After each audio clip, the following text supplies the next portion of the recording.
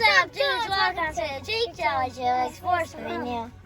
And today we are going to go to a very special dinosaur exhibit. It is going to be a drive-through dinosaur exhibit.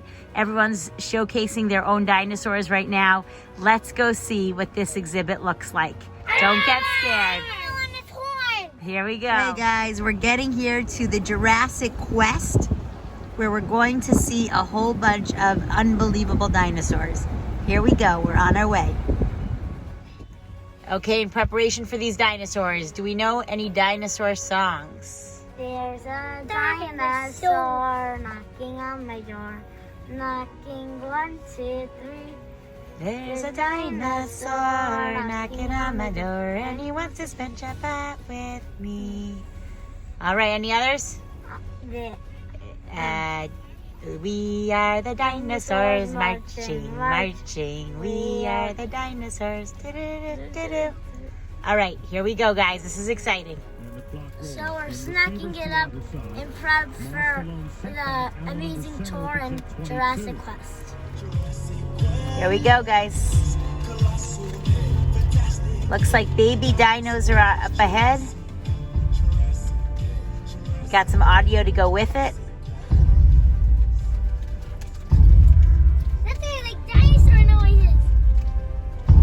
Here we go, they're clomping. Oh boy. All right. What you're looking at is the Triassic period.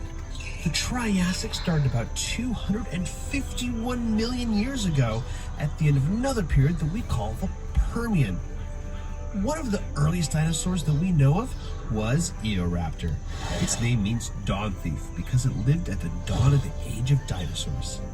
Utahraptor made its home in what is now Argentina about 231 million years ago. Beside that is a kind of skinny dinosaur named a Coelophysis. Its name means hollow form because they had hollow sacs of air in their joints instead of cartilage.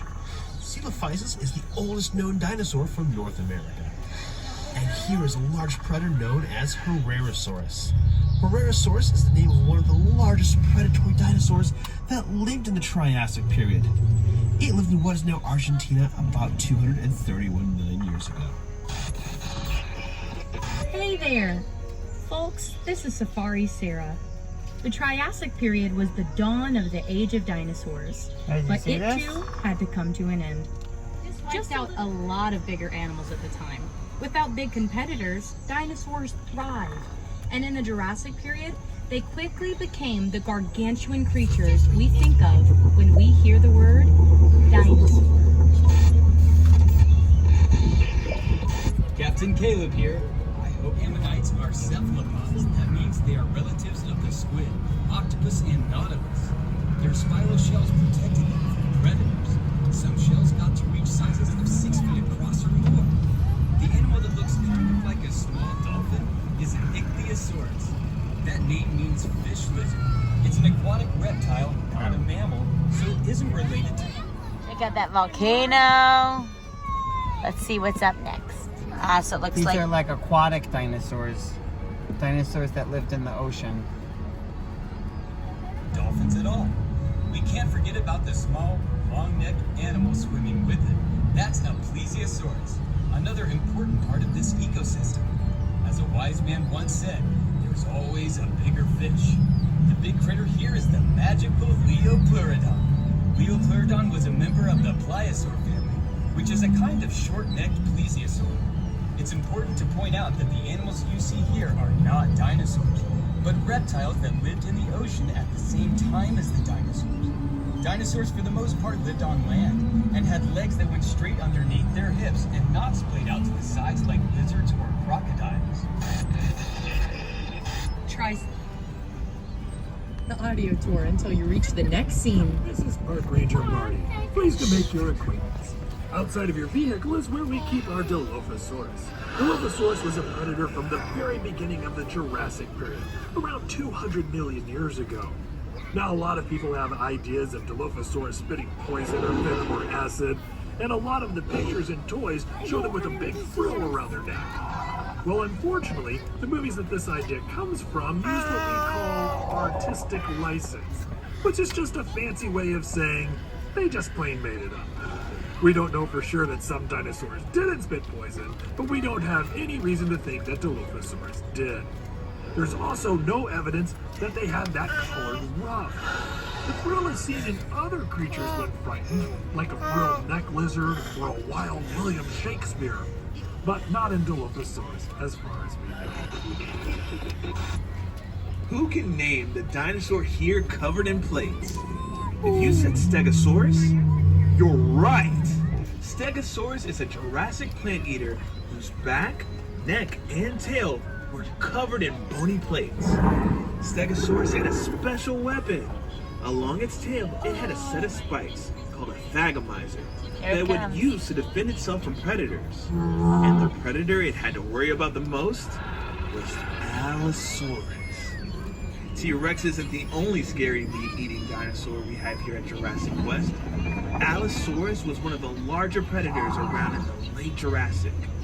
Allosaurus had long arms for a theropod with big, hooked claws. These could help it grip onto its prey while it used its serrated teeth as its primary weapon. We know it used its arms because scientists have found signs of microscopic stress fractures on the bones of their forearms. This happens in bones when a person or an animal is using force to move heavy weight with their bodies. They might have used their arms to keep prey from getting away, or possibly to hold onto a Stegosaurus's tail to avoid getting hit. The little guys in the scene are called Iguanodon. They're an early member of the Coelosaur family that lived in what is now China. The Coelosaur family was made up of mostly small predators, but as time went by, some Coelosaurs eventually became a bit bigger. In order to get that big, sauropods had to eat all the time. To eat even more, these long-necked giants didn't even waste time chewing. They swallowed the leaves from trees. But they had a special trick to help them digest their food. Sauropods would sometimes crane their long necks down to the ground and swallow small stones. Those rocks would help them grind up their food once it was inside. Say hi to everyone. Those rocks are called gastroliths. Say hi. These gastroliths are super important because What do you guys think so far? migration patterns of these Pretty cool, dinosaurs. right? Yeah. Cool to see them? What do you think, Jordana? Pretty cool. All right, let's see what's up next, guys. Jurassic, we find ourselves in the early Cretaceous period. The Cretaceous was the longest of the three periods of the Mesozoic. The Cretaceous period saw all kinds of strange new life forms, including weird new plants that we call flowers. We're starting off in what is now England during the early Cretaceous, roughly 120 million years ago. The duck-billed dinosaur you see is what we call an Iguanodon, and it's one of the first dinosaurs to be discovered and named. Some of you might have already guessed that Iguanodon means iguana tooth. When Iguanodon was discovered in England, no one had ever even heard of dinosaurs yet. So when it came time to name this bizarre new animal, the only similarities anyone could think of were that its teeth kind of looked like the teeth of an iguana, only bigger. The very first drawings of Iguanodon depicted it as a giant iguana-like creature. Oh my god. The animal it's next to is Baryonyx. Baryonyx was a carnivore, and specifically, it ate fish. We know that it ate fish because when the first Baryonyx skeleton was found in England in the 1980s, it had fossilized fish bones and fish scales inside of its belly, along with a few others. Since it lived in what is now England, as one of its last meals was fish, this could be the earliest evidence of anyone in the UK ordering fish and chips. Our quest has now taken us from Europe to the continent of Asia, still in the early Cretaceous. The big dino you see here is Utahraptor, the feathered tyrant. Utahraptor is part of the Tyrannosauridae family. That means it's a relative of T-Rex. What do you guys think? Lived in the Liaoning province of China. Which one's your favorite so far? I think maybe the T-Rex. T-Rex? Yeah. All right, cool. T-Rex. T-Rex? T-Rex. Okay, cool. Let's see what's coming up next. 20 million years ago, a volcanic eruption blanketed much of the Liaoning province with hot ash. Like what happened at Pompeii thousands of years ago. Oh, look at that one with the red and black face. It's great for paleontologists because it preserves soft tissue, in some cases including feathers. Hi, it's Park Ranger Marty again, and welcome to the early Cretaceous North America. The furry guy is Utahraptor. Now let's see, can anyone guess where Utahraptor was discovered? That's right, Cincinnati. Just kidding, folks. Utahraptor was found in Utah. Utahraptor is the largest known member of the raptor family. Now behind him is a predator named Ceyx. Ceyx was a massive predator that lived at the end of the early Cretaceous. Very little is known about Ceyx due to how recent of a discovery it is. But it is thought to be a member of the Allosauridae group that lived into the early Cretaceous. Juliet is loving Ceyx lived this. in North America at about Loving the same time it. as some members of the Tyrannosaur family. But those Tyrannosaurs didn't get any larger than about the size of a Great Dane, because the alpha predator role had already been filled by Ceyx. It wasn't until Ceyx went extinct. I bet a lot of you know. Can you guess what it is? Did you say Spinosaurus? Oh, that's a You big got it! Spinosaurus is one of the largest carnivores to ever walk the earth. But it mostly ate fish. We know that because Spinosaurus' teeth have been found embedded in fossilized bones of large fish. Although they have also been found in the bones of other dinosaurs. Spinosaurus is a creature that was a mystery for a long time. Its fossils were discovered in 1912, but they were destroyed during World War II, when the museum they were in was hit during a bombing raid. It wasn't until the 1990s when Spinosaurus' fossils were rediscovered. In fact, we've learned more about the Spinosaurus in the last 20 years than we have in the last century. We now know that Spinosaurus was a massive predator that lived in and out of the water in marshy waterways of what we now know to be northern Africa, preying on fish the size of cars. Hey, Dustin, is this a secure line? Sure, I think.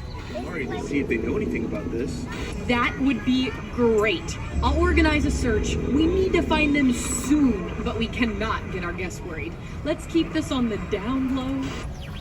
Roger that. We're moving through time again, folks. Welcome to the late Cretaceous.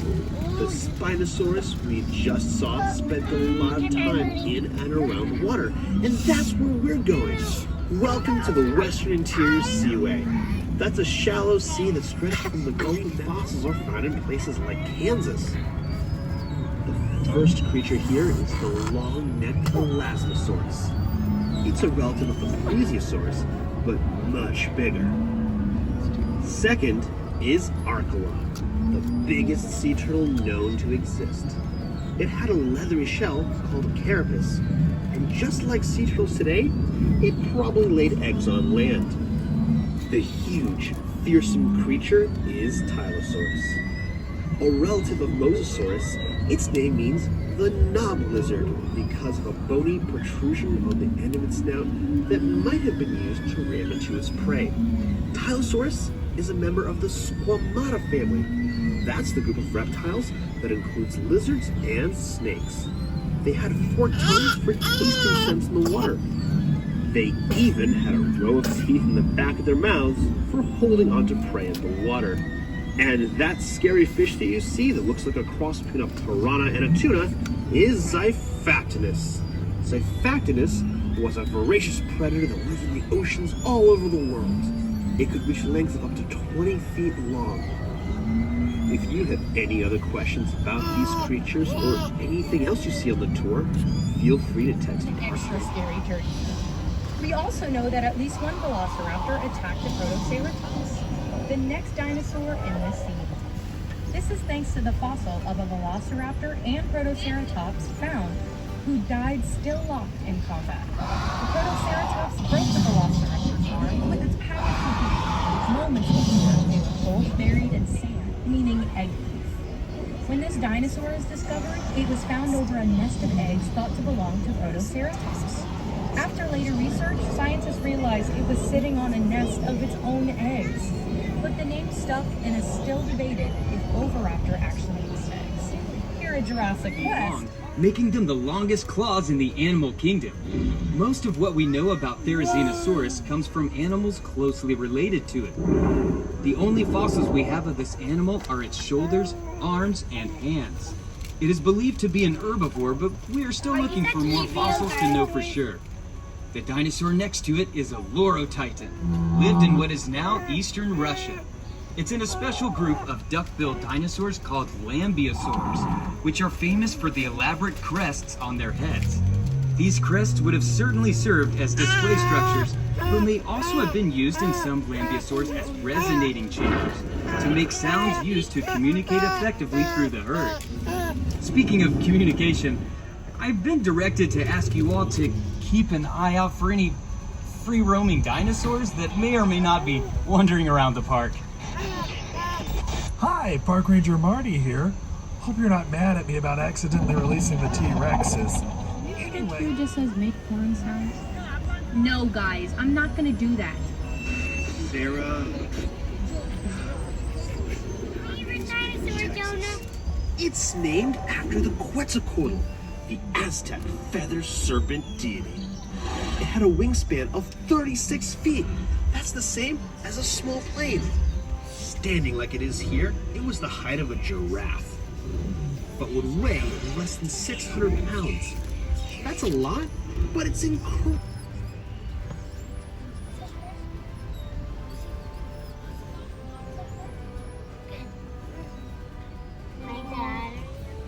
Incredibly light for an animal this size because it was doing everything possible to be as light as possible, including having very hollow bones. This is necessary for it to achieve flight. What's a Cosmoceratops, Styracosaurus, and Brachioceratops? Now, there are two families of ceratopsians, Chasmosaurines and Centrosaurines. Now, Chasmosaurines have two prominent eye horns above their eyes and a very large frill. Centrosaurines do not typically have prominent eye horns and tend to have smaller frills, but sometimes they have some rather ornate horns coming out of those frills. Now, if you'd like to learn more about ceratopsians or any dinosaur, you can text your questions to me at 844-DINO-411. That's 844-346-6411, and I'll be happy to help. This armored dinosaur is a Tylosaurus, also known as fused lizard. A Allosaurus was armored from head to toe with bits of bones on their skin called osteoderms. They are known for having a bony club tail, which was used as juvenile Pachycephalosaurus. But we won't know for sure until more fossils are found. I've got great news, everyone. Now, track right down. Let's get out of here before that other Rex picks up our scent. On to the next area, the Triceratops. Park Ranger Marty can tell you all about them. They're his favorite. Make sure to pause your audio tour until you reach our next dinosaur scene. And finally, here at my favorite dinosaur, the Triceratops. These teeth would sometimes fall out and be replaced with new teeth, similar to sharks today. Megalodon teeth have been found on every continent, including Antarctica. For centuries, these teeth were thought to be the petrified tongues of dragons and sea serpents. What they actually were was no less scary. The good news is that Megalodon is definitely extinct. Okay, guys, we just finished Jurassic Quest. What do you guys think? What were your favorite dinosaurs? Jonah? T-Rex. T-Rex. Jakey? What would you say? What was your favorite dinosaur? You know what, Judah, you go and then we'll have Jakey go. I think I have two favorites. Okay, what were they? the Triceratops, Triceratops, and what else? and the Stegosaurus. Stegosaurus. And how about you, Jakes? The shark. The shark. The shark at the end is pretty scary. Yeah. Yeah. Okay.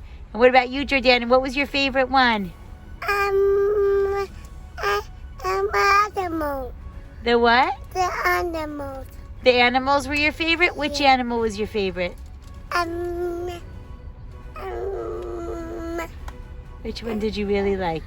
I like a big daddy. You like the daddy? Yes. Oh, yeah, that was a good one. Okay, guys. It was great being at this exhibit with you. Have a wonderful day, and we'll see you soon. Bye. Bye.